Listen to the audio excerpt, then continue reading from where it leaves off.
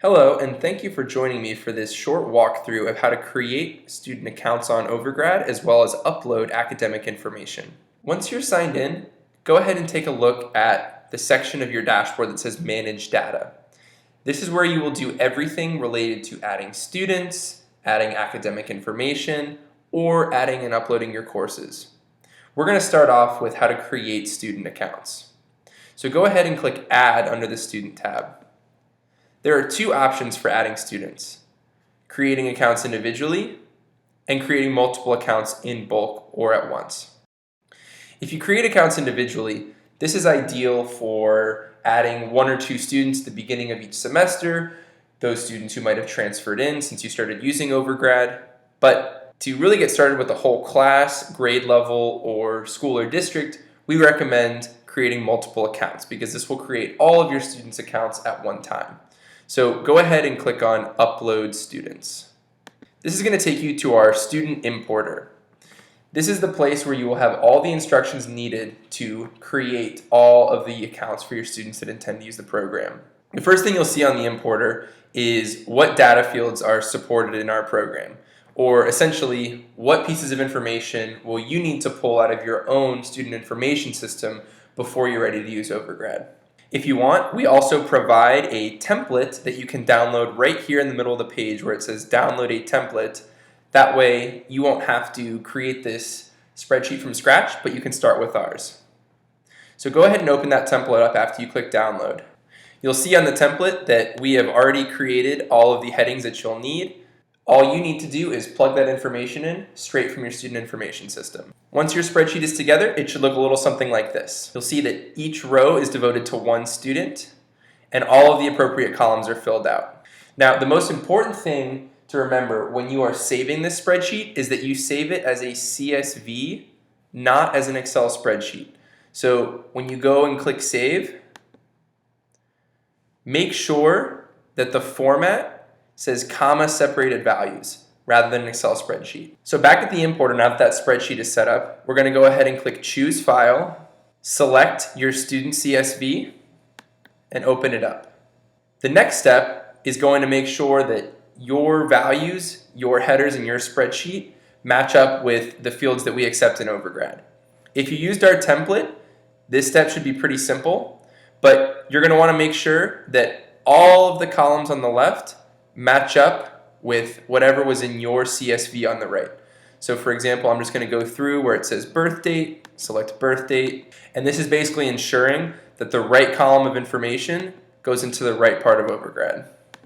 When all that's done, you can go ahead and click Submit. You'll be taken to Step 3.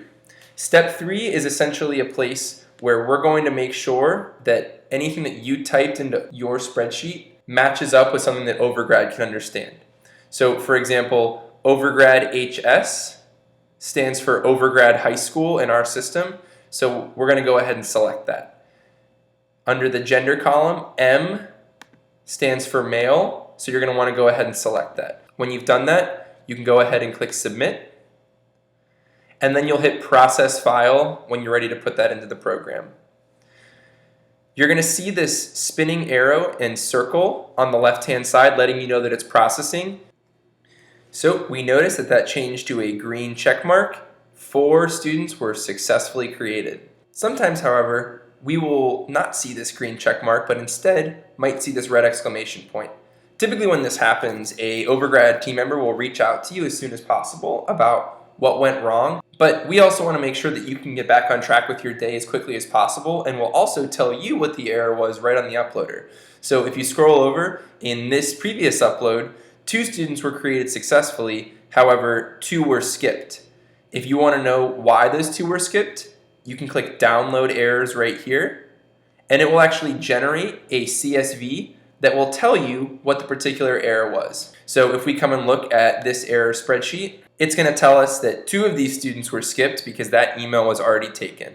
It's also important to note that as soon as you create students' accounts for them, they're going to receive a welcome email from Overgrad, letting them know that their account was created and giving them a link to log in and create their password. If you ever want to resend the welcome email to students before you use it with them in the classroom the first time, there's this link right on the Students tab that says Resend Welcome Emails. that will let you select which grade level you want to resend the welcome emails to. Now that you have created student accounts, you probably want to add in their test scores and GPAs so that those things are waiting for them on their Overgrad account when they log in for the first time. The process for adding test scores and GPAs is just like the student account creation and is in fact even simpler. So this takes place under that Manage Data column right here where it says Academic Data. So let's say, for example, that we want to add GPAs. You click Add GPAs. The same importer will show up, and it will also tell you which fields you need and provide you with a GPA template the same way that we provided you with the student template. One thing that's really important to note on the GPA upload is to make sure you're specifying whether the GPA you're putting in is weighted or unweighted under GPA type. So in this case, I'm going to be uploading an unweighted GPA. So I go ahead and I save this as a CSV again, and then go through the same process on my importer.